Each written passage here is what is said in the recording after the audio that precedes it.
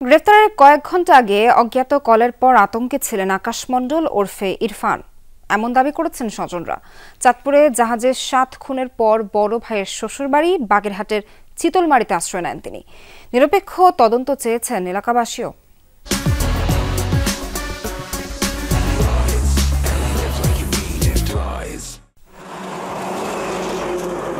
ফটিকছড়ির মূলঘর এলাকার বাসিন্দা আকাশ মণ্ডল বাবা জগদীশ মণ্ডলকে ছোটবেলাতেই হারান তিনি।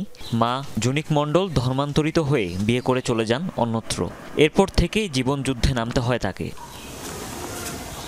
৪ বছর আগে বড় ভাই বিধানের সাথে গ্যাস সিলিন্ডারের দোকান দেয় আকাশ, তবে ছিচকে চুরির অভিযোগে এলাকা ছাড়তে হয় তাকে। ১.৫ বছর আগে বাড়িতেও গিয়েছিলেন, ভাইয়ের সাথে বিবাদের পর আর এলাকায় দেখা যায়নি। বড় ভাই মুসলমান হতে উনি রাগারাগি করে বাড়ি ছেড়ে চলে গেছে। ১ বছর ধরে বাড়ি এসে না, জাহাজে থাকে। মূল যে বাড়ি ছিল সেখানে নাকি তাদের অনেক সম্পদ ছিল, কেয়ারটেকার নাকি তার বাবার কাছ থেকে নিয়ে গেছে করে। সেরপর থেকে তারা এখানে চলে আসে। তার বাবা ওই সময় পাগল টাইপের হয়ে যায়। চাঁদপুরে মেঘনা নদীতে ৭ খুনের পর বড় ভাইয়ের শ্বশুরবাড়ি চিতলমারীর বাখরগঞ্জে আশ্রয় নেয় আকাশ। আত্মীয়রা জানায় সেদিন প্রচণ্ড ভীত সন্ত্রস্ত ছিলেন তিনি। কারো সাথে ফোনে কথা বলার পর হয়ে পড়েন বাকরুদ্ধ। এর কয়েক ঘন্টা পরই গ্রেফতার করা হয় তাকে। মা বলতেছে আমার খুব ভয় লাগতেছে, ও কাঁপতেছে ভয়তে, ও যেন কি করে আসছে।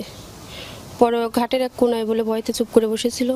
পরে ওরা কেউ ফোন দিছিল, রেকর্ডিংটা বাড়ানো ছিল। তারপরে ওরা বলে কেউ বলতেছে ওই পাশ থেকে যে তোমার ভাগ্য অনেক ভালো যে তুমি বেঁচে গেছো, নাহলে তোমারও মেরে ফেলতাম। ছোটখাটো চুরিদারি করতো, এইগুলি করে টোরে খাইতো আর কি। একটা মানুষ তো ৭টা খুন করতে বিশেষ হয় না। আমরা এটার বিচার চাই এবং ৭ জনের ফ্যামিলি তো শেষ, এর তো ফাঁসি হওয়া উচিত।